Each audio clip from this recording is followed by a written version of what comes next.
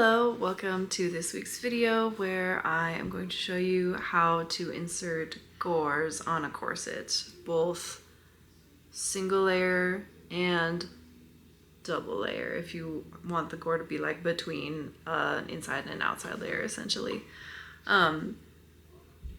When I first recorded this, I didn't realize that my kids had been playing with the camera or something, and I recorded it all in like half time, like on slow-mo, and with no sound. So I am going to attempt to voice over my clips now that I've sped them back up, and hopefully that will work and you will learn a thing. Please let me know if there are other little techniques or things that you would like to see, because I really like to teach and it's fun. So yes, please enjoy. Alright, so here we have our little example piece where we've just cut a straight line. I've gone ahead and marked the seam allowance on my little gore piece. And so for this single layer example, we're going to press these edges under 1/4 inch.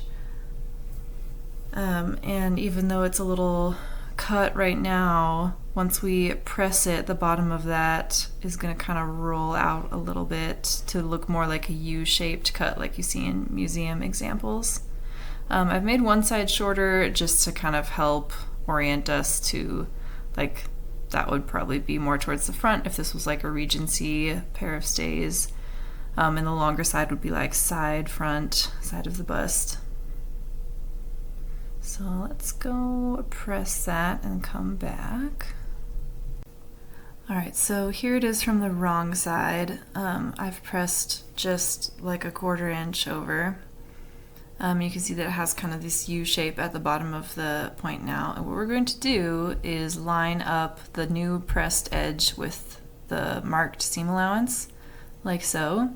We're just going to machine stitch down through all layers, like as close as you can to the folded edge.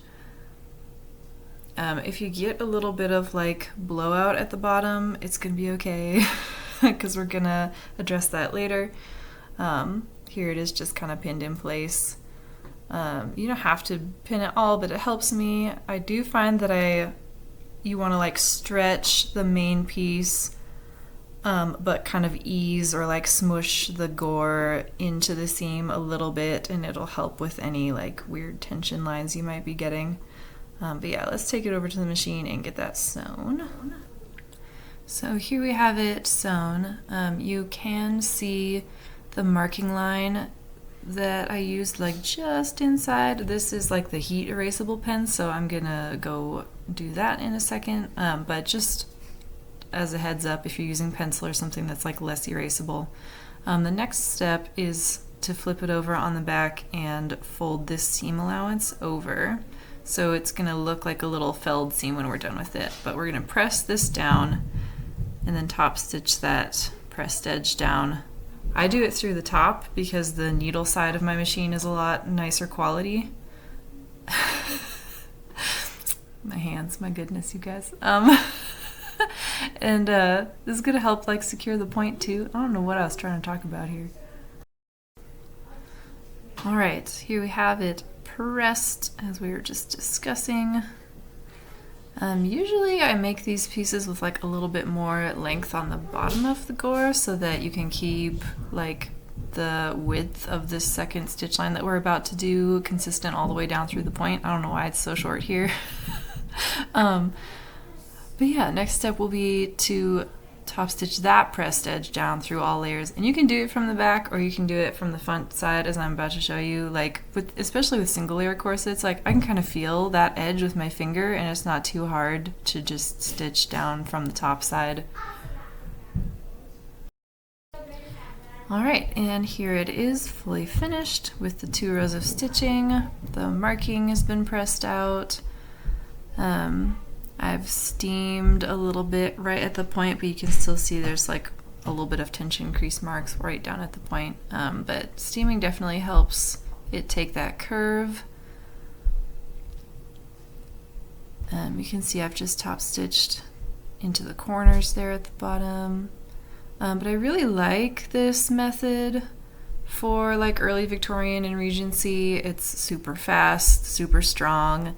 If you get a little bit of blowout in the point, you can do as they did and just like whip stitch over that raw edge, or buttonhole stitch, or blanket stitch, whatever you like.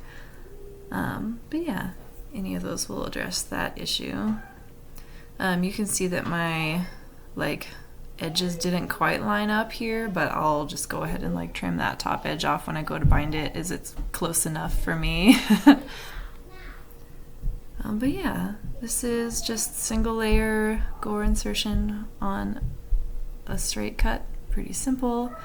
Let's go ahead and show you what this looks like if you're making a double layer corset and you want to do it a little bit nicer so that the gore is like sandwiched between the fabric that is the strong stuff and the pretty outside fabric. Okay, so here we have on our little example, I've marked the seam lines of both the strength layer fabric and our pretty fuchsia satin. I've cut the gore in the satin, but I am also going to cut it in the coutil and either fuse or baste the gore pieces together so they'll just be treated as one piece. In antique corsets, I've seen gores double layered, but I've also seen them single layered, and it just is like sewist choice as far as how strong you want to make that gore, but we're going to do that part first. Alright, so we've gone ahead and pressed up the seam line on the strength layer, and we've also marked the seam line on the back side of the gore. We're going to sew the gore to the strength layer first by like top stitching it in along the folded edge, same as step 1 for the single layer gore, and I'll show you what that looks like. Just like this. So this would be like the body interior side of the corset. One thing that I forgot to say earlier as well when you're doing these splits is that if you have to roll the point of the split a little more just so that it's not a raw edge, it's okay for that to be like outside of the marked edge of the gore a little bit. So here that is all sewn in. Just like so. Do you see what I'm talking about down at the bottom where I've like cheated it a little bit because I had to roll it a little bit more? I sewed it a little bit like outside the marked line to like make up the difference and keep it a smooth point. And then we can go ahead and like heat erase those marks. We can trim up the gore if need be. Like usually that really pointy point in the seam allowance I cut like around the edges a little bit more. So here we are back on what will be the outside of the corset. This step is best done if you have some sort of shaped form that you can lay it on. We're going to take our outside layer of pretty fabric. We're going to start at the point. When I do full corsets this way, I want it to curve around the body. So I try to, like, we're going to do this as part of like roll pinning the corset, because if we make it flat, the outside's going to have to stretch too much and we're going to get like some icky tension lines. So we're going to start this by matching up the point and pinning or basting the main body pieces together kind of straight down from the point and around. And when that step is all done, we're going to fold back this seam allowance along that marked line, lay it right next to or even just a little bit covering the seam from earlier, and sew it down through all layers. So it's beautiful. It turns out super clean, really strong. You can add another like 1/4 inch inside row of top stitching that catches the seam allowance of the gore through all the layers. It helps make it a super strong corset, while taking full advantage of, these are usually like bias cut corsets. So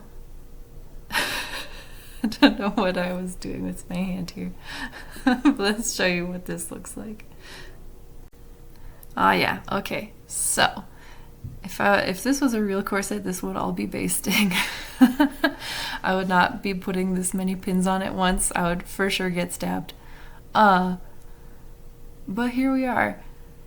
So yeah, you just pin that edge in place and top stitch like as close to the edge as you can. You can see it's like blowing out a little bit at the bottom there where like the satin didn't want to quite roll. So I'll go back over that with hand stitching just to like shore up the edge. But with the second line of top stitching, the gore will be like very secure in the corset, so I'm not too worried about it. Here it is sewn. Oh my gosh, look how pretty.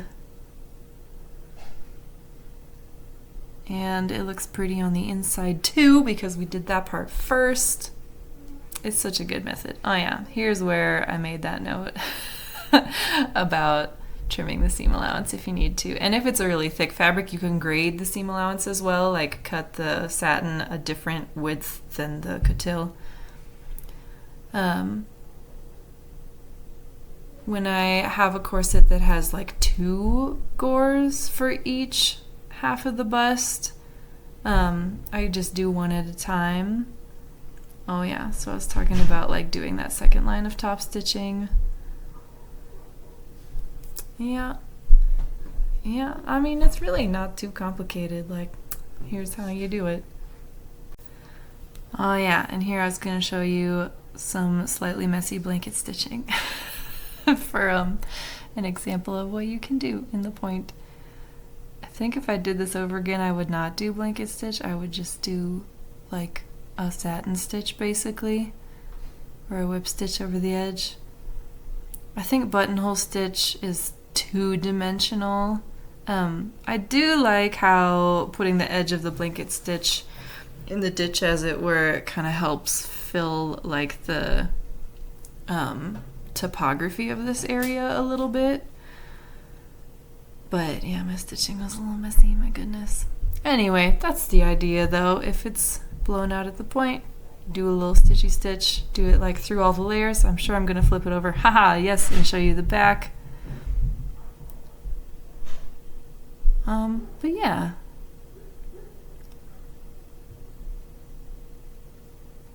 And I would say you could do this really at any point. Like, it looks like I've done it.